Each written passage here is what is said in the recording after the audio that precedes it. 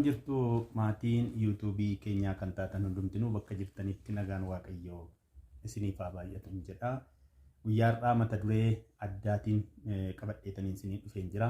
Mata dureen guyyaa har'aa kun kan inni ibsu waaqayyo galaana diimaa si ceesisa kan jedhudha. Waaqayyo galaana diimaa kanaan duras ceesiseera. Har'as hin ceesisa. Borus saba isaa ceesisuuf waaqayyo amanamaadha. Kana faana wal qabsiisee wangeela keessaatii kan nuti dubbifannu macaafa seera ba'uu boqonnaa 14 lakkoofsa 11 kaasee hanga 15tti maqaa waaqayyootiin warri jirtan hundumtinuu bakka jirtan mana jirtan naannoo jiran keessatti wangeela warri qabdan wangeela kana yoo dubbifattan ergaa kana achirraatii argachuu hin dandeessu jechuudha. Kanaafuu seenaan kun seenaa saba Israa'el faana kan inni wal qabatee jiru. Sabni Israa'el yeroo baay'ee yookiin immoo baroota dheeraatiif Gibsi keessatti garbummaa jalatti kufanii kan turanii waggaa dheeraatiif haa jiraataniyyuu malee dhumarratti biyya Misir keessatti sabni kun hacuuccaatu itti baay'achaa ture, cunqursaatu itti baay'achaa ture. Mootiin Fari'oon saba Gibsi caalaayyuu mootiin Fari'oon saba kana bifa addaatiin ilaalee biyya Gibsi kana dhaalu, biyya Gibsi kana nu caalanii baay'ina isaaniitiin nu caalanii boodammoo lafa kana nurraa fudhataniyyuu Gibsi kan jedhamtu dhabamsiisuu ta'inaa kan jedhu sodaan waan isaan keessa jiruuf mootiin Fari'oon kun ija hammeenyaatiin ture saba kana kan inni ilaalu jechuudha. Garbummaatiin ergachuurra darbanii bifa hammeenyaatiin yookiin ija hammeenyaatiin ilaalanii turan. Garaan isaanii hammaatee ture.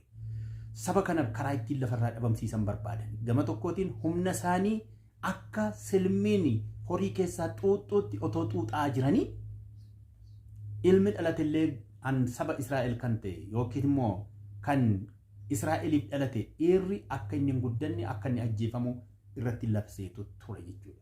Cunqursaa akkasiitu saba Israa'el irra gahe. Cunqursaan akkasii kun saba Israa'el irra yoggaa ga'u ittuma cunqursaan kun itti hadhaa'e, itti hammaate. Sabni kun gara Waaqayyootti iyyuu jalqabe. Waaqayyo iyya saba isaa waan dhaga'uuf, waan dhaga'ee jiruuf guyyaan Waaqayyo itti murteesse geenyaan saba kana kan garbummaa jalaa baasu nama tokko goota duubatti kan hin deebine ejjennoo cimaa kan qabu saba Israa'el keessaa nama tokko kaase Waaqayyo. Namichis Musee jedhama. Museen kun ejjennoo guddaa kan qabu, beekumsa cimaa kan qabu, Waaqayyo irratti amantii cimaa kan qabu, saba isaaf kan quuqamu, biyya isaaf kan quuqamu, eenyummaa isaaf kan quuqamu saba akkasii kaase Waaqayyo jechuudha. Nama akkasii kaasee saba kana akka inni gaggeessu godhe. Sabni Israa'el biyya sana keessaatii akka bahu Waaqayyo humna akka inni kennee fi dha'ichoonni garaagaraa Gibsi keessatti akka isaan gadi bu'an saba koo lakkisi jedheera Waaqayyo jedhee ija jabinaatiin Fari'oon fundatti akka inni dubbatu Waaqayyo ija jabina kenneefi. Maal akka inni dubbachuu qabu Waaqayyo Museef ija jabina kenne. Akka ija fooniitti guyyaa har'aa kana yoo ilaallu mootii biyya bulchuu miti. Mootii biyya gaggeessuu miti. Bulchaa gandaa tokko fuuldura dhaabachuun tarii nutti ulfaata ta'a. Gaaffii cimaadha kun. Waaqayyo Museedhaan gaafa kaasu garuu ija jabina kenneefi Fari'oon fuuldura akka inni dhaabbatu godhe. Saba koo gad lakkisi jedheera Waaqayyo jedhe. Fari'oon garuu garaa jabaate. Inni Museen dubbate kun jecha Waaqayyo akka inni hin taanetti fudhate. Amanuu hin dandeenye. Sababni isaa Fari'ooniitii olitti kan ta'e namni yookiis mootiin biyya lafaa kanarra akka hin jirretti waan of ilaaluuf sabni Gibsis ofiuma isaayyuu mootii Fari'ooniin kan fakkeeffamu biyya lafaa kanarra akka hin jirretti waan amananiif waan Museen dubbate kana irraa fudhachuu hin dandeenye. Didani. Dha'ichi tokkoffaan rukute, lammaffaan rukute, sadaffaan rukute, arfaffaan rukute. Fari'oon dhaga'uu hin dandeenye. Shanaffaanis rukute, Fari'oon dhaga'uu hin dandeenye, fudhachuus hin dandeenye. Hanga dha'ichi 9 rukutetti homaallee hin gallee fi dubbichi gaafa dha'ichi 10ffaan bu'u hangafni ilma isaanii yeroo itti rukutamuuf jalqabu nurraa ka'a badaadhan. Saba kana garbummaarraa jalaa akka bahaniif dha'ichoonni hammi kun saba Gibsiitiin gatii kaffalchiise. Hanga ilma isaanii isa jaallatan ilma hangafaatti Waaqayyo rukutee saba kana garbummaa jalaa baasuudhaaf aarsaa kaffalchiise. Kanaan booda gadhiisanii qajeelan. Gibsi keessaa gadhiisanii waggaa qajeelan maaltu ta'e? Deeman galaana diimaatti dhiyaatan. Galaana diimaatti yeroo dhiyaatan kana handaara galaana diimaa yeroo isaan gahan lakki deeffachuu qabna garbummaa jalatti bushachuu qabna kan jedhu gaabbiin itti dhagaame mootiin Fari'oonii fi sabni Misir jara kana hordofan duuba isaanii yeroo ilaalan Fari'oonii fi konkolaattota Fari'oon loltoota Fari'oontu jira fuuldura isaanii yoo ilaalan galaana diimaatu jira falli maali amma yeroo kana falli jiru hambiraan hin jiru akka jafoonitti sodaa jira yaaddootu jira yaaddoo kana jalaa ba'uutiif immoo waa tokko falamuudha qaba Musee irratti ka'ani kana booda nuti Fari'oon saba nu balleessa kanaafuu egaa sodaa guddaa yaaddoo fi raafama guddaatu saba kana qaqqabe gara Museetti iyyan maaloo dhumne fuuldurri keenya galaana duubni keenya waraana maal nu wayya yaa Musee achuma deebina isaanumaaf bitamnee jiraachuu keenya nu wayyaadhani warri amantii hin qabne Museen garuu seera bahuu boqonnaa 14 lakkoofsa 13 irraatii akkas jedhe hin sodaatinaa har'a warri argitan kun yookiin warri ilaaltan kun sabni Gibxi bara baraan isaanin argitani waan ta'eetiif dhaabadhaa har'a Waaqayyo waan inni hojjetu harka fayyuusaa argituuti yoo jedha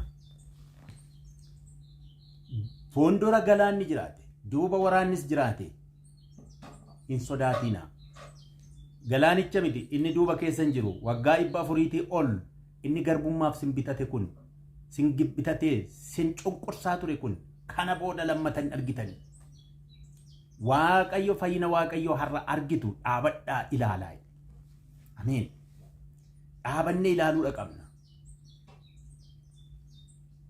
akkuma Museen jedhe Waaqayyo Museetti waan dubbate Waaqayyotu sabni kun akka inni cunqurfaa jala turuunsaa garbummaa jala turuun saba kanaa hingaa kana booda sabni koo haa ba'u gannaa lakkisi jedhi saba kootiin jedhee akka inni Fari'oonitti dubbate kan ajajes Waaqayyo ture ajajni kun ajaja Waaqayyooti hojii Waaqayyootiin akka ta'e Museen waan beekuuf dhaabadhaa ilaalaa waan Waaqayyo godhu dhaabadhaa ilaalaa amantii guutuu waan qabuuf jechuudha kanaan booda Waaqayyo Museetti dubbate ammas harka kee diriirsi galaanicha diimaarra kaa'i jedhe galaanni diimaan kun irra harka isaa yeroo diriirsutti harka Museerra kan jiru humna Waaqayyooti waan ta'eetiif galaanni kun lamatti hirame jedha lamatti hirame galaanni diimaan kun galaana du'aa jedhamee waamamu yemoot baay'ir galaana du'aati lubbuu kan qabu achi keessa jiraachuu hin danda'u achi keessa turuu hin danda'u galaanni du'aa kun cufameetu biyyoo ta'e hirame kaan gadi hirame kaan ol hirame sabni kun akka inni irra darbu godhe galaanni diimaan sunis ce'ame garboomfataan Fari'oon akkuma saba Israa'el kana keessa darbee lafa gogaa keessa darbee dhaqee qabachuudhaaf seene Waaqayyo immoo maal godhe galaanicha ajaje akka inni walitti dacha'ee loltoonni Fari'oon akka isaan achi keessatti hafan godhe Waaqayyo haa galateeffamu akkuma Museen jedhe lammata akka argamuu hin dandeenyetti galaanicha keessatti awwaalamanii hafan eessa keessatti galaanni diimaa maali galaana du'aati yemuut baay'ir ashaboo qofaatiin kan guutamedha galaanni kun jechuudha keessa isaa ashaboodha ashaboo waan ta'eetiif waan akkasii keessa immoo kan lubbuu qabu jiraachuu hin danda'u hin du'a waan ta'eetiif galaana du'aatti gadi dhidhimse Waaqayyo garboomfatoota keenya akkasuma dhidhimsa galaana du'aatti gadi hambisa Waaqayyo kan si garboomfachiisu si biteen si uf jalatti si hambisa kan jedhu kan si cunqursitoota kee Waaqayyo galaana du'aa keessatti gad darbata har'a Waaqayyoof haa galatu galaana du'aa sana dabarreera galaana du'aa sana ceeneerra Waaqayyo nu ceesiseera Waaqayyo nu moosiseera garbummaa jalaatii nu baaseera akkuma Museen Roomee keessatti dubbate Waaqayyo birmaduu kan baase Waaqayyo kan inni firdii jalaa baase har'a eenyutu itti faradare birmaduu nu baaseera Waaqayyo eenyuyyuu nutti faraduu hin danda'u eenyuyyuu firdii nutti kennuu hin danda'u bilisa nu baaseera eenyuyyuu nu garboomsuu hin danda'u galaana diimaa gama dhaabbannee jira har'a jechuudha galaana diimaa sana gama dhaabbannee jirra diinni keenya inni nu garboomfachaa ture immoo galaanicha keessatti gad dhidhimayetu jira reeffa isaaniidha ilaalaa jirra jechuudha. Iddoo lamatti nu agarsiisa Waaqayyo. Har'a otoo jirru lafarrattis sin garboomfadha jedhee kan nu hordofu kan nu duukaa bu'u galaana diimaatti otoo inni darbatee otoo inni liqimsamuu nu agarsiisa. Gaafa dhufaatii isaa immoo isa dhumaa du'a isa lammaffaa sana irratti immoo galaana ibiddaa keessatti bu'anii otoo isaan gubatanii nu agarsiisa Waaqayyo jechuudha. Kanaaf nu waame. Firdiif nu waame miti Waaqayyo. Jireenyaaf nu waame. Bilisummaaf nu waame. Birmaduu nu baasuuf nu waame. Fayyinaaf nu waame. Fayyinaaf dhufne gara Yesuus. Waamicha isaa warri fudhanne kun har'a fayyineerra. Har'a bilisoomneerra. Bilisummaa arganneerra. Bilisummaa Yesuus nuuf kenne kanatti gammaduu qabna. Kunuunfachuu qabna gara isaatti waamamneerra waan ta'eef. Waamamuun keenya kun waan salphinaaf akka hin taane. Gara Yesuusitti dhufuun keenya fayyinaafidha. Gara Yesuusitti dhufuun keenya bilisummaafidha. Fayyina bara baraa argachuufidha. Gara badisaatti nu fudhachuuf, garbummaatti nu fudhachuuf warri nu duukaa bu'an immoo achi keessatti akka isaan kufan godheetu Waaqayyo unuun nu agarsiisa. Keessatti bu'uu isaanii nu agarsiisa jechuudha. Maqaan isaa galateeffamu. Yaa obboloota koo kanaaf egaa har'a ergaan nuti qabnu kan guyyaa har'aa kanaa galaana diimaa ceenee jirra. Kan nu hordofantu galaanicha ce'uu hin danda'an. Kan nu ari'atan galaanicha ce'uu hin danda'an. Kan si ari'atu galaanicha qarqaratti iyyuu hin dhaabbatu galaanicha keessa kan inni bu'u godha. Waaqayyo Museetti yeroo dubbate Fari'ooniin garaasaa nan jabeessaa akka inni si hordofu nan godhaam jedheen. Maaliif Fari'oon oolchuuf otoo hin taane waggaa meeqaaf saba kana garboomfatee kan ture Fari'oon kun dinqii Waaqayyo gochaa jiru kan akka sammuun isaa hin dhamanne akka hin fudhanne lapheensa akka inni jaamu godhe. Sammuun isaa akka inni jaamu godhe. Waaqayyo galaana diimaa lamatti hiruu isaa arganiiru. Dha'ichi kurnan kun Gibxi keessatti kan inni ta'e arganiiru. Karaa gama biraa otoo dhukkuba weerareetu akka yeroo ammaa kana dhukkuba weeraru kan jedhu weerarsiin isa jennu kana jechuudha. Akka hundumaatti akka biyyaatti ta'e akka ganda tokkotti yoo weeraru hin filatu. Adii diimaa sooressa hiyyeessa jedhee hin filatu. Weerare jennaan inuma qaba hundumayyuu jechuudha. Akkas miti dubbichi. Nama dhiiga balbala isaatti dibate dha'ichi kurnaffaan sun hin tuqne bira darbeem ayyaana Faasigaa sana jechuudha jedhamee amma ammaatti kan beekamu. Balbala isaanii irratti dhiiga hoolaa warra dibatan saba Israa'el kamiinuu hin tuqne. Warra dhiigicha hin qabne saba Gibxi garuu bira hin dabarre hinuma rukute. Kanaaniyyuu amanuu danda'u ture. Kanaaniyyuu amanuu danda'u ture. Garuu kanan amanne laphee isaanii jaameera waan ta'eef. Warri nu hordofan dinqii Waaqayyo wallaalanii miti har'as. Waaqayyo akka nu wajjin jiru beeku. Warri mana xinqolaa fiigan akka Waaqayyo nu wajjin jiru beeku. Akka xinqolaan isaanii nu tuquu hin dandeenye beeku. Garuu laphee isaaniitu jaame akkuma mootii Fari'oon sanachaa. Sammuu isaaniitu jaame. Ijji jaamaan nama miidhu bara.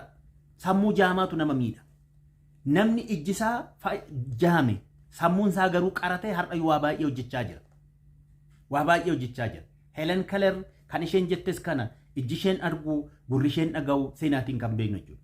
Waaqayyo garuu balbala jireenyaa baneefitu waan guddaa addunyaa kanarratti beekamtu akka isheen taate ta'ee jira. Sababiin isaa sammuu ishee jaame miti.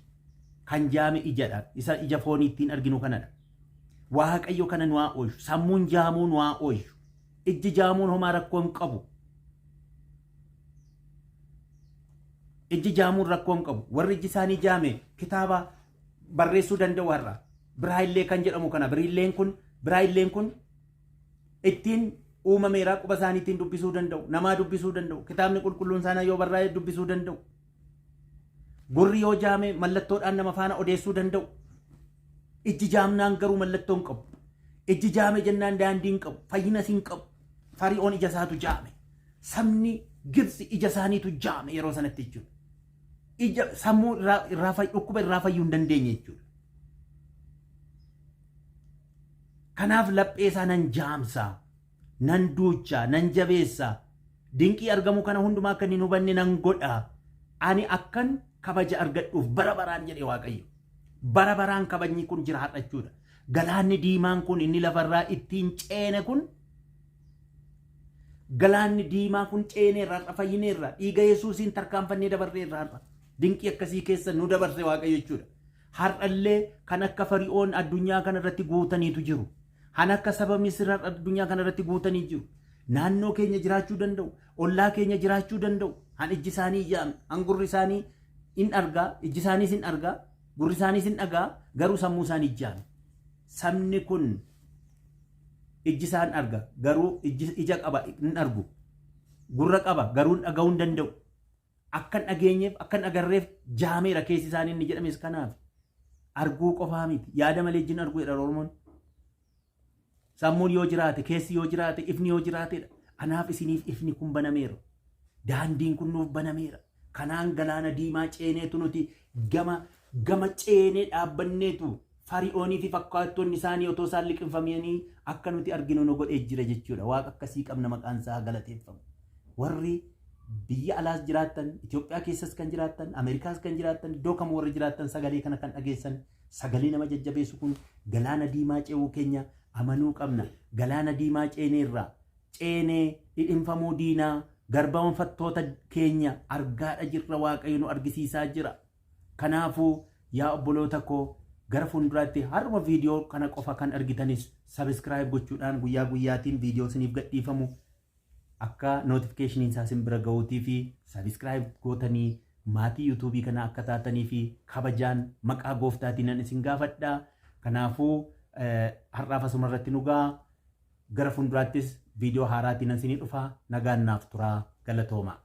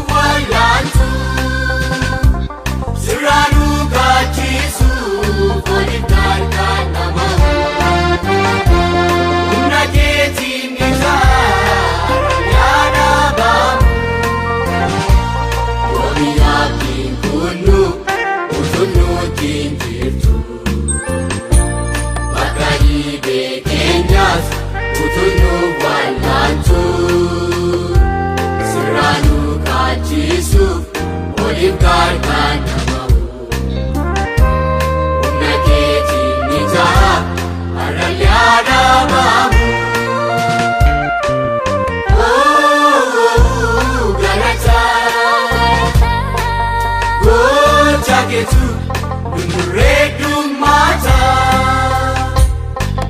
Bu'aa bayii keessa siin dabarre galata kee hundi keenya wal geenyee dhaabanne galata kee.